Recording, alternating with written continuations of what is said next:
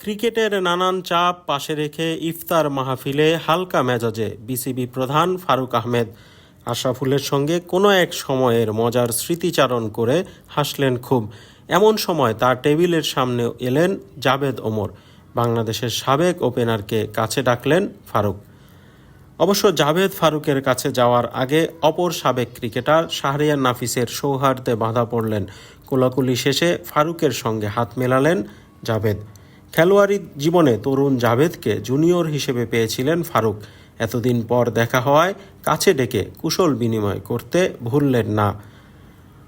উপস্থিত মিনহাজুল আবেদিন নান্নুও জাভেদ ওমরের কোনো একটি বিষয়ে হাসছিলেন, বারবার তার দিকে দেখছিলেন নাফিসের কথা শুনে।